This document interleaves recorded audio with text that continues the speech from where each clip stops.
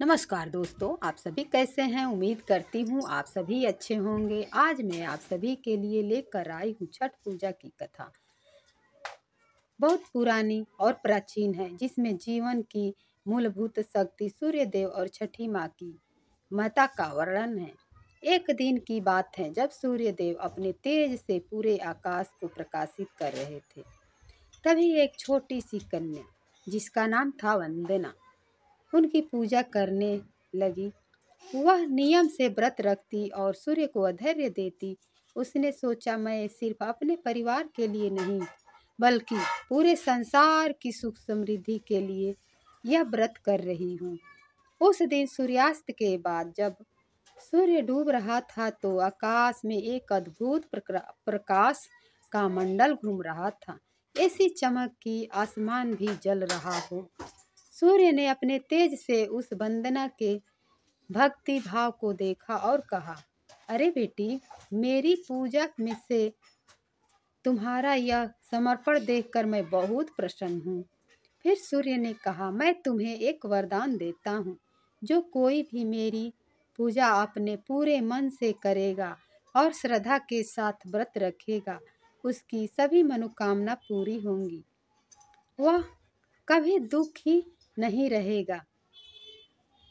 वंदना ने उस वरदान को ग्रहण किया और फिर से अपने व्रत और पूजा में जुट गई। धीरे धीरे उसकी भक्ति ने देश दुनिया में एक नई ऊर्जा का संचार कर दिया।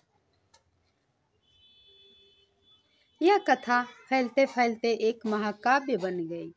लोग समझ गए कि सूर्य देव को प्रकाश और जीवन का स्रोत है, पर जो श्रद्धा और प्रेम से पूजा करता है, उसकी भूख, दुख और तकलीफें दूर हो जाती हैं।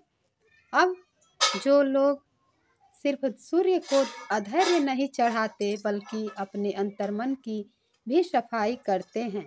हर कोई यह मानने लगा कि व्रत, श्रद्धा और आस्था से बड़ी कोई ताकत नहीं है। और इस तरह छठ का त्योहार सिर्फ सूर्य पूजा का नहीं, बल्कि पूरे श्रद्धा और विश्वास का त्योहार बन गया, जहां हर यह प्रार्थना करता है उसकी सारी मनोकामनाएं पूरी हो।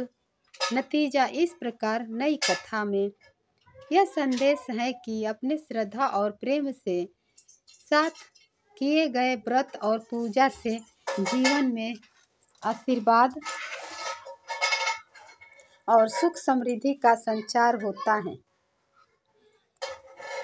यह त्योहार केवल बाहरी धार्मिक अनुष्ठान नहीं, बल्कि आंतरिक शक्ति और विश्वासी मन की जीत का प्रतीक है। बहुत समय पहले राजा प्रियव्रत संतान नहीं थी। उन्होंने पुत्र प्राप्ति के लिए महर्षि कश्यप के निर्देश पर यज्ञ करवाया। उनकी पत्नी मालिनी ने यज्ञाहुति के लिए बनी खीर खाई, जिससे पुत्र हुआ, लेकिन वह मृत पैदा हुआ। राजा बहुत दुखी होकर पुत्र को लेकर शमशान गए और प्राण त्यागने लगे। उसी समय देवी षष्ठी प्रकट हुई और कहा कि उनकी पूजा करो तो सुख समृद्धि मिलेगी। राजा ने उनके आदेशानुसार पूजा की और बड़ी मनोकामनाएं पूरी हुई।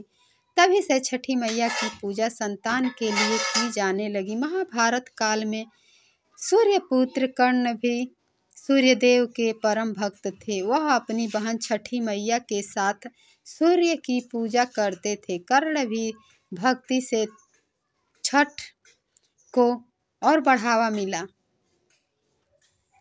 इसके अलावा जब पांडव सभी राजपाट गंवा बैठे, तब द्रौपदी ने छठ व्रत रखा और उनकी मनोकामनाएं पूरी हुई, जिससे पांडवों को राजपाट वापस मिला। छठ पूजा में यह सूर्य के उगते और डूबते स्वरूप की पूजा की जाती है, जो जीवन और प्रकृति के चक्र का प्रतीक है। पूजा की महत्ता सूर्य देव को धन्यवाद देना, क्योंकि उन्हीं से जीवन की ऊर्जा और प्रकाश मिलता है। इससे स्वास्थ्य, समृद्धि और सफलता मिलती है। छठी मैया की पूजा संतान, परिवार की रक्षा और लंबी आयु के लिए की जाती है। यह पूजा आध्यात्मिक श्रम, शुद्धता और प्रकृति की पूजा प्रति आभार व्यक्त करने का त्योहार है। छठ पूजा की अनुष्ठान नीति, प्रक्रिया और व्रत से मानसिक व आध्यात्मिक विकास भी होता है। छठ पूजा में 36 घंटे का व्रत रखा जाता है, जिससे कुछ लोग पानी तक से व्रत करते हैं। नदी या तालाब के किनारे आकर सूर्य को अर्घ्य देने की परंपरा होती है, जो जीवन में शुभ सौभाग्य लाती है। इस प्रकार छठ पूजा का इष्ट और प्रकृति दोनों के प्रति सम्मान प्रकट करने वाला एक पवित्र त्योहार है, जिसमें परिवार और समाज दोनों की भलाई है कामना की जाती है। यह त्योहार पूरी श्रद्धा, सद्भाव और चित्रपूर्ण अनुष्ठानों के साथ मनाया जाता है।